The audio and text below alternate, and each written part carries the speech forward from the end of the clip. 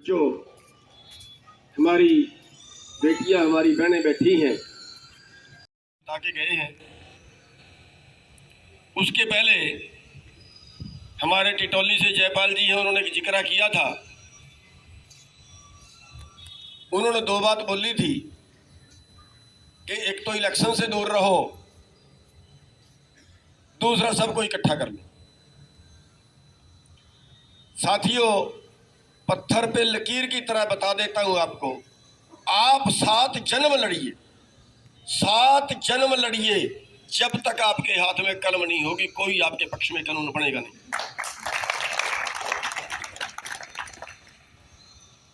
फिर तो सर छोटूराम को भी आंदोलन करने चाहिए थे, फिर तो अंबेडकर साहब को भी आंदोलन करने चाहिए थे,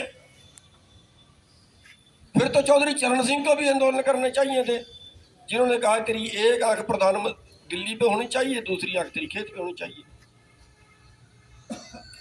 साथियों, अगर हमारा एसकेएम बड़ा बहुत अच्छा बदलाव का मौका है था जो दोबारा हमारी जिंदगी में नहीं आना। अगर दिल्ली में एसकेएम फैसला करता कि 750 किसान शहीद होने के बाद 12.5 महीने आंदोलन करने के बाद भी तुमने हमारी बात नहीं मानी,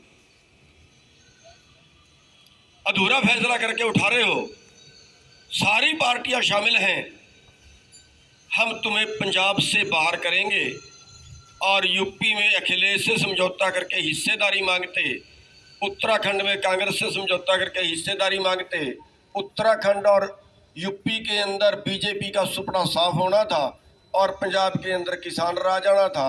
आज ये किसान लीडर सारे कुर्सियों पे बैठे होते, कलम इनके हाथ में होती। अपने पैर पे कुहाड़ी हमने आप मारी है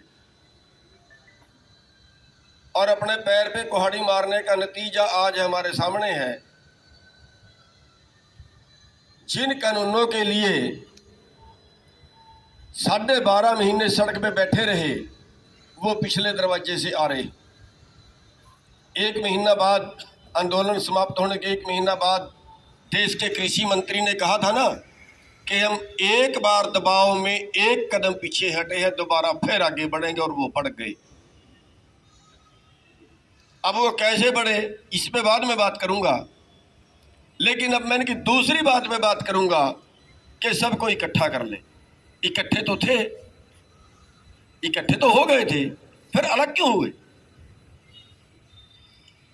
और इकट्ठा करने की ये भी नहीं है कि प्रयास नहीं किए, सबसे पहले मैंने ही इकट्ठे किए थे। हरियाणा के 17 संगठन इकट्ठे किए थे सबसे पहले। इस आंदोलन में पंजाब से भी पहले शुरुआत मैंने की थी, हरियाणा के 17 संगठन इकट्ठे किए थे। लेकिन योगेंद्र यादव की और दर्शन पाल की शरारत ने, दोनों ने मिलकर सिरसे में रैली रखवाई और सिरसे में इसको 2 फाड़ कर दिए। योगेंद्र यादव हमारे में शामिल नहीं था, लेकिन उसने हरियाणा के 3 संगठनों के माध्यम से इंटर किया और वहां पे 2 फाड़ कर दिए। मेरा बस नहीं चला, सामने था लेकिन बस नहीं चला, पूछा ही नहीं। वीएम सिंह को स्टेज पे नहीं बोलने दिया गया। खैर, वहां से शुरुआत हुई। फिर दूसरी शुरुआत हमारे कुछ संगठनों ने की और फिर रोहतक के अंदर मीटिंग की कि हमारे 34 संगठन इकट्ठे हो गए, पैरेलल खड़ा कर दिया ना। चलो छोड़िए। अब दूसरी बात, मेरा दूसरे संगठनों से रौला क्या है? जमीन तो मैंने बंटवानी नहीं। रौला इतना सा है, झगड़ा इतना सा है कि मेरा काम करने का तरीका बस थोड़ा तेज है, थोड़ा सा तेज है, इतना सा ही अंतर है। कैसे? एसकेएम के 7 मेंबर हुए, एसकेएम की सलाह भी मैंने ही दी थी, ये कमेटी बनाने की सलाह भी मैंने ही दी थी। रकाबगंज साहब गुरुद्वारे में मीटिंग थी, वीएम सिंह ने बुलाई हुई थी, वहीं पे एसकेएम बना था और वहाँ पे 5 मेंबर शुरू में बने थे। उसके बाद 2 मेंबर महासंघ के मिलाए गए, उसके बाद टिकैत को और उग्रहा को मिलाया गया। तो साथियों, रौला कहाँ होता है? चंडीगढ़ के अंदर मीटिंग बुला ली गई कि दिल्ली कूच कैसे करें। सारे पंजाब 7 मेंबर थे एसकेएम के, 7 में से 6 ने ये कहा जहां नाका लगा दे वहीं पे बैठ जाए। पंजाब के संगठनों ने कहा हमारे 32 संगठन इकट्ठे हो गए, फैसला कर लिया जहां नाका लगाएंगे वहां बैठ जाए। मैं क्या वो तो पंजाब हरियाणा की सीमा पे नाका लगाएंगे तो आप तो पंजाब में बैठोगे। कह रहे हाँ जी पंजाब में बैठेंगे, वहीं पर रोड रोकेंगे। अरे आपने रोड बथेरे रोक लिए पहले पंजाब में। पंजाब तो चाहती है सरकार पंजाब का सत्यानाश हो जाए। दिल्ली कूच कहाँ हुआ, पुनर्विचार करिए, सरकार को डराइए, सरकार को धमकाइए। तुम चीन की दीवार भी कर दो, तोड़ के जाएंगे। कौन से बैरियरों की बात करते हो, गोली मारते हो तो मार लेना, पहुंचेंगे दिल्ली। 6 के 6 मेरे विरुद्ध हो गए, 6 के 6 मेरे विरुद्ध हो गए मौके पे। हम बिल्कुल ऐसा नहीं करेंगे, जहां बैरिकेड लगाएंगे वहीं बैठेंगे। लेकिन मैंने फैसला लिया भाई हम तो हैं फिर हरियाणा से, हमारे पास तो जहां बैरिकेड लगाएंगे वहीं तोड़ेंगे, गोली मार दे, लाठी मारे, जो करें सो करें, लेकिन दिल्ली जाएंगे, बता के जाएंगे, कह के जाएंगे। इस दिन जाएंगे, इस जगह से जाएंगे। उस जगह से गए, उसी टाइम से गए, किया सारा कुछ उन्होंने। लेकिन अगर हम ये हिम्मत ना करते तो क्या आंदोलन दिल्ली की सीमा पे जाता? बस मेरी यही दुश्मनी है। सुन जो मेरा दूसरा फैसला मैंने 10 दिन बाद ये कहा था कि हरियाणा के लोग 10 दिन में 15 दिन में रिजल्ट चाहते हैं, वरना हरियाणा के लोग बागी हो जाते हैं। हरियाणा के लोग लंबा आंदोलन चलाने के आदी नहीं है। हरियाणा के लोग रिजल्ट चाहते हैं, करने के लिए कुछ भी तैयार है, मरने के लिए, लड़ने के लिए, कुछ करवा लो इनसे। मैंने ये कहा आप एक आदेश करिए कि 1 हफ्ते में या तो सरकार हमारी बात मान जाए, अगर सरकार बात नहीं मानती है तो अब दिल्ली कूच था, अब संसद कूच होगा। कह रहे हमारे बीच में उग्रवादी आ जाएंगे। मैंने कहा हम रस्सी से ऐसे हाथ बांध के चलेंगे, जो हाथ बांधेंगे वो किसान है, जो हाथ नहीं बांधेंगे वो उग्रवादी है। अरे मर जाएंगे 5, 7, 10 और क्या होगा, अभी तो बैठे बैठे कितने मर गए। तो पूरी एसकेएम ने मेरा विरोध कर दिया। और आपको बता दूं, अगर वो ये बात मान लेते तो सरकार की गोली चलाने की हिम्मत नहीं थी, और अगर वो गोली चलाते हमारे देश की मिलिट्री बगावत करती। और जो आज श्रीलंका में हुआ है ना, ये तो हम संसद में करते, भारत की में ये होना था। और आज क्या हुआ, फिर जब इनकी जीभ निकल ली ना इतनी बैठे बैठों की, टेंट खाली हो गए, फिर मेरे से छुपा के चिट्ठी लिखी जिसको आज ये रोड़ा कर रहे हैं। ये सारे शामिल थे पंजाब वाले, ये सारे शामिल थे पंजाब वाले।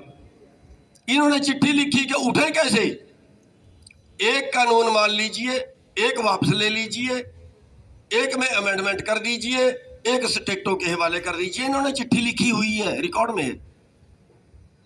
मैं तो कहता हूं अगर प्रधानमंत्री आज हमें कह दे कि तुम तो एक कानून मांग रहे थे, एक को स्टेट को देने की बात कर रहे थे, मैंने तुम्हारे 3 मान लिए, हमारे पास जवाब है क्या? केवल पूरे एसकेएम में मेरे से छुपाया गया। और ये दर्शन पाल अपनी वीडियो में बोल रहा, कहा तो मैं सुना सकता हूं। उसने कहा कि हमने फैसला किया था कि गुरनाम सिंह को ना बुलाए, बस। भैया इतना सा कसूर है मेरा। और दूसरी बात, मैं आज पूरी पंचायत में एक बात कह देना चाहता हूं इकट्ठे करने के लिए, हरियाणा के संगठनों को करो, किसी के करो, आप पूरी पंचायत बैठी है, सबकी मीटिंग बुला लो, कोई एक प्रधान चुन ले। कमेटियां कभी नहीं चलती, वो भी टूट गई एसकेएम की। वो 2 कक्का और डल्ले वाले एक तरफ हो गए, 5 एक तरफ हो गए, हमें बाहर कर दिया, गया काम। कोई एक प्रधान चुन लो, मेरे से इस्तीफा अभी लिखवा लो, मेरे से रिजाइन अभी लिखवा लो। लेकिन होता क्या है, करना नहीं है, करने देना नहीं।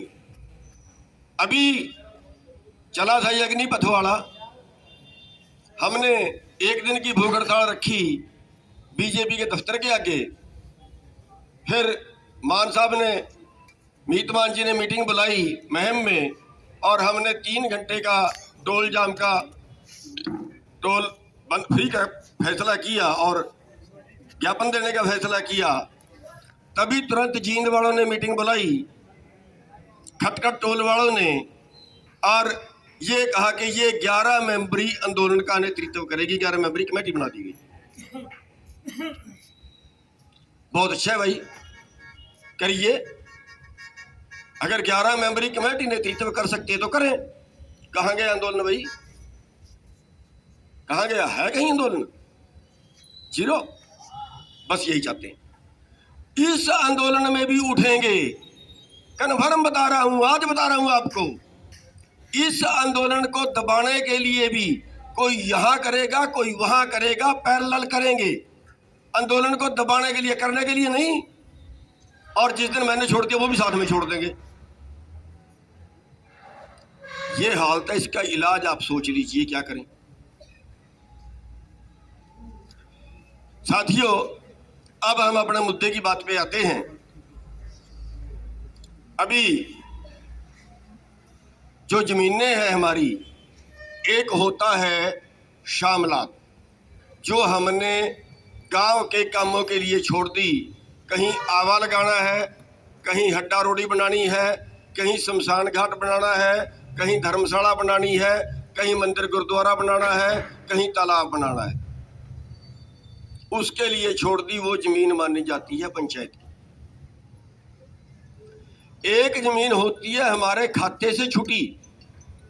जैसे भाई पहले बता रहा था एक कि 13 एकड़ के मुकाबले 1 एकड़ हमारा छुटा है गांव में, इस अनुपात में। तो ये बहुत से गांवों में है। उसमें पट्टी मालकान है, मुश्तरका मालकान है, जुमला मालकान है, गऊ चरांद है। ये सारी जमीनें हमारे हिस्से से, अगर 10 एकड़ वाले का 1 एकड़ गया तो 20 एकड़ वाले के 2 एकड़ गए। ये ऐसे कर, ये 8 तरह की जमीनें हैं। और ये 8 तरह की जमीनें हमारी अपनी जमीन से एक हिस्सा कटा हुआ है। इसीलिए वो हमारी मानी गई थी और इसीलिए हम उनको बीज रहे थे। इसीलिए वो हमारे नाम भी चढ़ गई थी बहुत सी जगह पे। और बहुत से लोगों ने आगे बेच भी दी हैं, और आगे से आगे भी बेच दी है, और उस पर प्लाट भी काट दिए हैं, उस पर मकान भी पड़ गए हैं। तो वो जमीनें किसी किसी गांव में, तो इशाक गांव है पेवे के पास में, वहां 1200 एकड़ जमीन है, 1200 किले। बाकी 1000 किले हैं। 2200 किले जमीन में से 1200 किले जमीन वो है, और वो आगे खरीदी हुई है कईयों की। तो ऐसे उसके पास एक दूसरा गांव है, 1500 किले हैं उस गांव में। अभी 7 अप्रैल को सुप्रीम कोर्ट का फैसला आया है, बल्कि मैं ये कहूँगा आया नहीं, करवाया गया है। अब आप पूछो कैसे करवाया गया है? भाई 2 साल पहले हम चिल्ला रहे हैं, 2 साल पहले से लोग ध्यान नहीं देते बात पे। हम 2 साल पहले से कह रहे हैं कि सरकार ने लैंड बैंक बना दिया है, लैंड बैंक बना दिया है। उस लैंड बैंक में ये सारी जमीनें छीनने गए।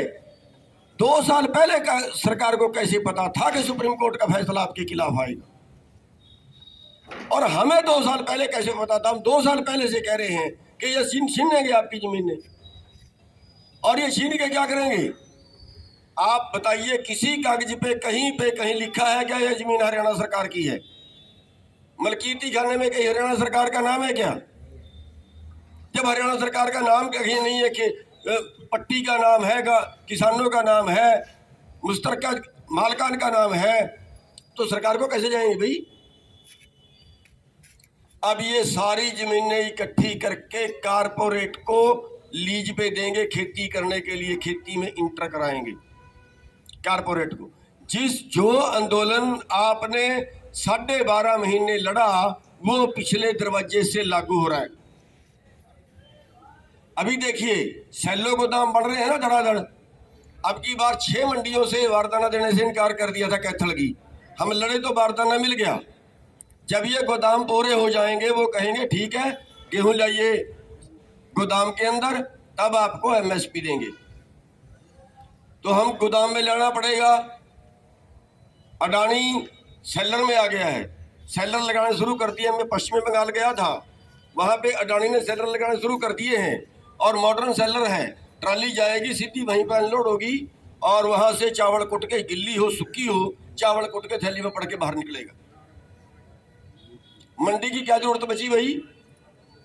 कन्फर्म है, आड़ती भाई बैठे हैं यहाँ, कन्फर्म है मंडियां गई। अभी हमारा साथ कोई बहुत ज्यादा नहीं लग रहे आड़ती हरियाणा पंजाब के, लेकिन ये कन्फर्म है कि मंडियां गई। मंडियों पे डाका पड़ गया। जिसके लिए आप लड़े हो, किस चीज के लिए लड़े थे? दूसरा, आप लड़े थे कि सारी जो फसल है वो पूंजीपतियों के पास ना जाए। अभी क्या होगा?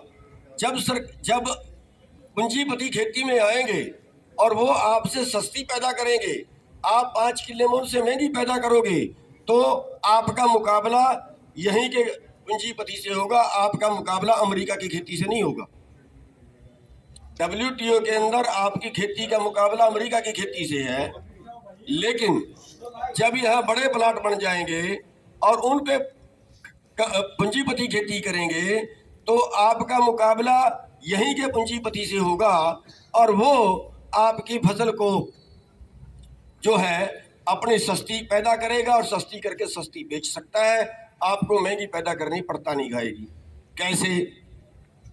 जैसे ब्रॉयलर के अंदर, ब्रॉयलर जानते होंगे, ब्रॉयलर मुर्गा, मीट वाला मुर्गा, उसके अंदर 2004 में कंपनी आई है और आज 98% कारोबार कंपनियों का है। आज वो लेबर कर रहे हैं सारे पोल्ट्री फार्म वाले। 98% कारोबार आज कंपनियों का है और मोटा मुनाफा फील्ड से लेके और उपभोक्ता तक, वो मोटा मुनाफा वो कंपनियां कमा रही हैं। और जो पैदा करने वाला है उसको केवल 6 रुपए किलो मिल रहा है और 6 रुपए किलो में भी उस पर कट लगते हैं। मर गए तो उसके, बीमारी आ गई तो उसकी, वजन कम हो गया तो उसका, फीड ज्यादा लगी तो उसकी। ये खर्चे उस 6 रुपए के बीच थे। अभी कंपनियां एंटर करेंगी और आप उनका मुकाबला नहीं कर पाओगे, तो आखिरकार क्या होगा? उसके अगला स्टेप 10 साल बाद का, 5 साल बाद का ये होगा कि वो आप कहोगे कि मेरी जान छुड़वाओ। कंपनी वाले आएंगे कि आप बासमती पैदा करिए, हम आपकी 40 रुपए किलो में आपकी कॉन्ट्रैक्ट करते हैं। कॉन्ट्रैक्ट फार्मिंग जिसका हम विरोध कर रहे हैं। आप कहोगे यार बाजार में तो हमें 40 रुपए का भाव नहीं मिलता। वो कहेंगे बीज भी हम देंगे, दवाई भी हम देंगे, खाद भी हम देंगे, आपने पैदा करनी है। आप 40 रुपए किलो पे सौदा करके उसको पैदा करोगे, अगर बाजार में भाव 30 रुपए आया तो आपकी क्वालिटी खराब दिखा के छोड़ देंगे, और अगर बाजार में भाव 50 रुपए का आया तो आपको उनको बेचनी पड़ेगी।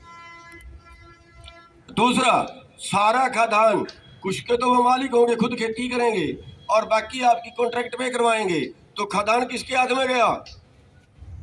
सारा उनके हाथ में। और जब सारा उनके हाथ में गया तो फिर जो खाने वाला है उसको उनकी मर्जी है किस भाव में बेचेंगे। यानी जिन कानूनों के लिए आप लड़े वो कानून पिछले दरवाजे से आ रहे हैं।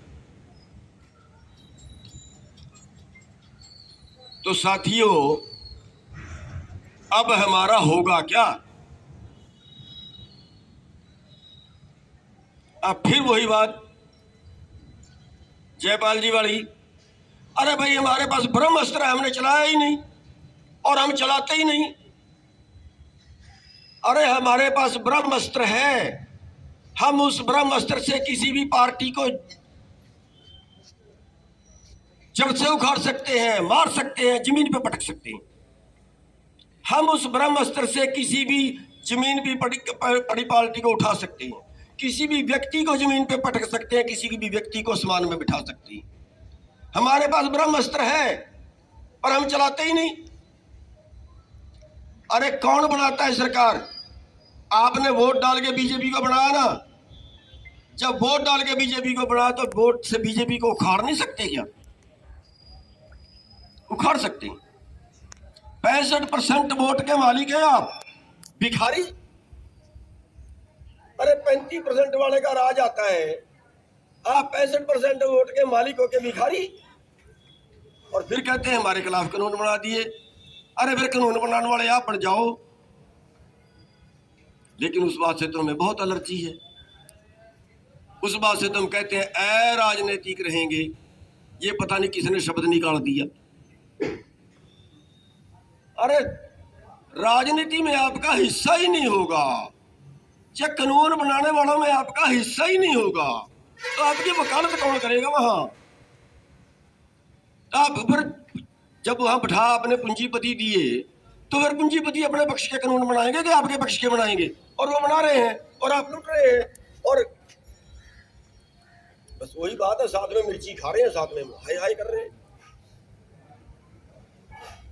साथियों, अगर आप फैसला कर लो कि हम ब्रह्मास्त्र चलाएंगे, अगर आप फैसला कर लो कि अगले बार जहां किसान यूनियन कहेगी सारी वोट वहां डाल लेंगे, चाहे गधे पे डलवा लें, गधे पे भी डाल लेंगे, ये कर लो फैसला, कल तुम्हारे चरणों में पैर न छुए आके ये नेता बताना,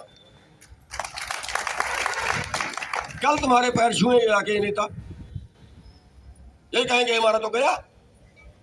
कोई बोला क्या? कांग्रेस कहाँ है आज? कहाँ है कांग्रेस?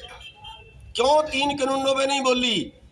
क्यों अभी आपकी जमीन छन रही है, क्यों नहीं बोली? हरियाणा में कांग्रेस है नहीं क्या? चौटाला नहीं है क्या? क्यों नहीं बोला? अरे हम क्यों बोल रहे हैं? हमें कोई तनख्वाह मिल रही है? नहीं, अपना शौक है ना, अपने शौक से बोल रहे हैं ना। अरे उनको तो वोट दिए हैं हमने, ज्यादा नहीं थोड़े दिए हैं, वो तो राज कर रहे हैं, वो तो पॉलिसी मेकर हैं, क्यों नहीं बोलते?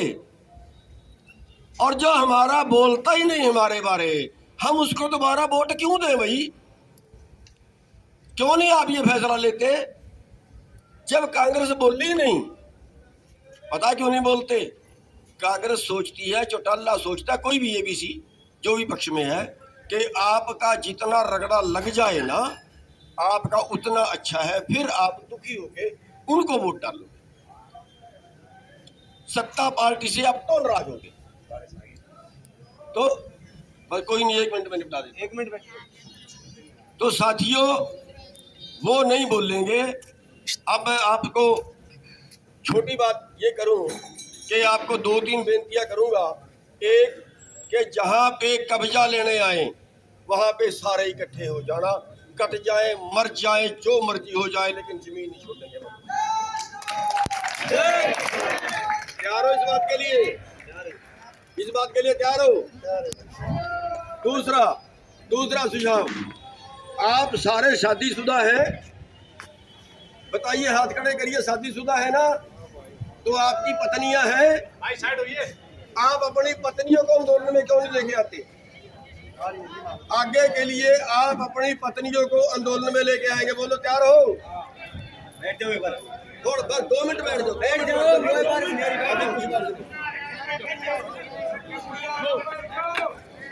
अभी कुछ बार से नहीं है, बस 2 मिनट बैठ जाओ। तीसरी चीज, अभी 25 तारीख को सभी तहसीलों में हमने ज्ञापन देना है, सभी तहसीलों में ज्ञापन देना है। ज्ञापन आपके पास लिखा हुआ ज्ञापन पहुंच जाएगा। उसके बाद 25 अगस्त को एक बड़ी महापंचायत पूरे हरियाणा की कुरुक्षेत्र पिपली अनाज मंडी में बुलाई है। उसमें आपकी घरवालियां, आपके बुजुर्ग, आपके बच्चे, अरे जमीन चली गई, फिर हमारे पास बचा क्या? सारे लेके पहुंचिए। अगर ट्रेन में आना है तो बिना टिकट आइए, झंडा लेके बिल्ला लगा के बैठ जाइए, और वरना आपके पास साधन है तो साधनों में आइए। और इसके बीच के जो प्रोग्राम होंगे वो आपको बता दिए जाएंगे। और एक मैंने जो सवाल आपके आगे किया कि आपके पास ब्रह्मास्त्र है, अगर आप उसका ब्रह्मास्त्र का प्रयोग कर लो तो आप घर बैठे अपनी जमीन छुड़वा सकते हो। क्या आप उस ब्रह्मास्त्र का प्रयोग करने के लिए तैयार हो आगे के लिए? आप सबका बहुत बहुत धन्यवाद। बस मैं एक बेनती करूंगा एक बेनती करूंगा कि ये आंदोलन हमारे भविष्य से जुड़ा हुआ है, हमारी आन बान शान, हमारी जमीनों से, हमारी मातृभूमि से जुड़ा हुआ है। इसके लिए हमें सिर भी देना पड़ जाए, कोई कुर्बानी देनी पड़ जाए, वो सारी कम है। हमने अपनी आगे आने वाली नस्लें बचानी है और ये कुर्बानी देने के लिए आपको तैयार रहना पड़ेगा। आप सबका बहुत बहुत धन्यवाद।